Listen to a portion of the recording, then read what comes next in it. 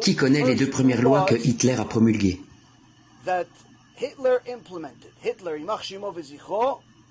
Les deux premières lois que Hitler a promulguées qui, non seulement, l'ont jamais mis dans une catégorie à part de toutes les autres personnalités historiques, mais qui ont également créé le plus grand miracle financier de toute l'histoire.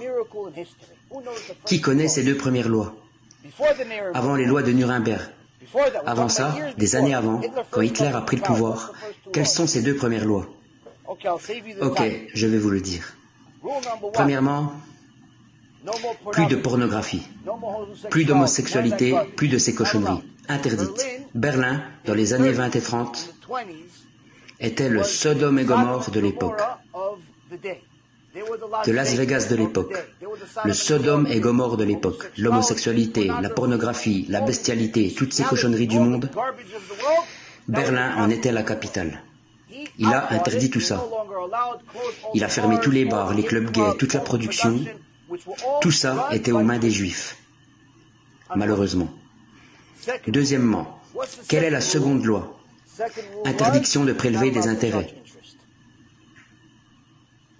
Plus de prêts à intérêt. Vous allez me dire, pourquoi? Pourquoi plus d'intérêt? Parce que tous ceux qui avaient de l'argent à prêter étaient juifs. Il n'aimait pas ça. Il a dit, plus d'intérêt. Pourquoi? À cause des taux élevés que les juifs imposaient. Tellement élevés que ça a mené l'économie allemande à la ruine. Ils l'ont détruite, comme ils avaient détruit la Russie quelques années auparavant avec le communisme. Les Juifs ont détruit la Russie, pas les goïms, les Juifs. Le communisme, c'était les Juifs. Ne vous laissez pas berner. Étudiez l'histoire. Karl Marx et tous les autres damnés, ils étaient tous juifs. Mauvais, mais juifs néanmoins. Ils ont détruit la Russie et il a écrit dans le chapitre 2 de Mein Kampf, ils ont détruit la Russie, ils veulent maintenant détruire l'Allemagne. C'est pourquoi il faut que je les détruise. Ça ne veut pas dire qu'ils avaient raison, c'est juste l'histoire vraie. Donc, il a vu que les Juifs contrôlaient le système financier et qu'ils prêtaient à des taux tellement élevés qu'ils détruisaient l'économie allemande à tel point que quand vous alliez acheter du pain à la boulangerie, il fallait y aller avec une charrette remplie d'argent. Le temps d'arriver à la boulangerie, c'était déjà plus assez. Pourquoi? Parce que l'inflation était tellement élevée, le pain valait beaucoup plus et l'argent avait été dévalué. Il s'est dit, quelle est la cause? Parce que personne n'a les moyens de faire plus de quoi que ce soit. Parce que les taux sont tellement élevés, alors il a décidé de supprimer l'intérêt. Interdit de prêter avec intérêt. C'était au moment de la Grande Dépression partout dans le monde. Le monde entier s'effondrait. Les États-Unis, le Royaume-Uni vivaient un effondrement financier. Tous les pays s'effondraient. L'Allemagne encore plus que les autres. Mais après avoir promulgué cette loi interdisant l'intérêt, en seulement 6 ans, l'Allemagne est devenue la première, la plus prospère économie au monde. On a appelé ça un miracle financier. Pourquoi? Ils avaient été les seuls à avoir le courage de supprimer l'intérêt. Ceci est une des raisons principales pour laquelle ils détestaient les Juifs. Parce qu'ils avaient détruit l'économie à cause de leur cupidité. Ça ne l'excuse pas du tout, ne mélangez pas tout. Mais ceci est en train de recommencer. Le business des prêts en espèces aujourd'hui est en train de détruire l'économie américaine. Pourquoi? Parce que tous ceux qui sont en défaut de paiement, tous ceux qui se sont fait voler, vous savez qui ils sont? Les petites entreprises. Les petites entreprises sont le fondement de l'économie, pas les grandes.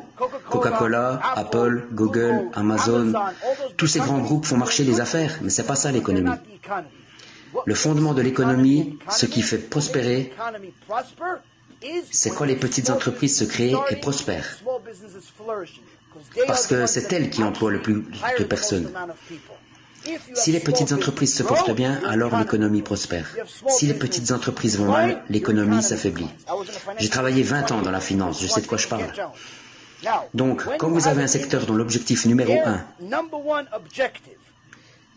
directement ou indirectement, est de détruire les petites entreprises, vous savez quoi? Ça recommence. Et vous verrez bien, personne ne m'écoute, personne ne le dit la Torah, personne n'étudie l'histoire, tout le monde s'en fout, mais ça va exploser.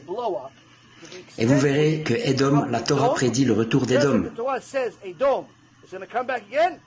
Le nouvel Édom, c'est l'Amérique. Édom, c'est l'Amérique. Pourquoi? L'Amérique, c'est Édom, je vous le dis. Vous verrez bien ce qui va arriver.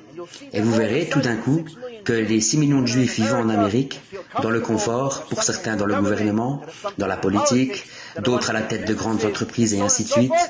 Vous savez quoi? La même chose s'est passée en Allemagne. Nous étions dans la politique, dans les affaires, nous réussissions, nous étions puissants. En Allemagne, c'était pareil. En Grèce, pareil. À Rome, pareil. En Égypte, pareil. Vous savez quoi? Nous en voulons toujours plus. Nous péchons, nous devenons mauvais. Que se passe-t-il? Vous voulez faire le mal? Dieu va vous punir. Vous savez quoi? Il va vous rendre la monnaie de votre pièce. Ceci est en train de se passer sous nos yeux. Malheureusement, je ne sais pas si les grands rabbins de notre époque s'en rendent pas compte ou sont nonchalants. Je ne sais pas.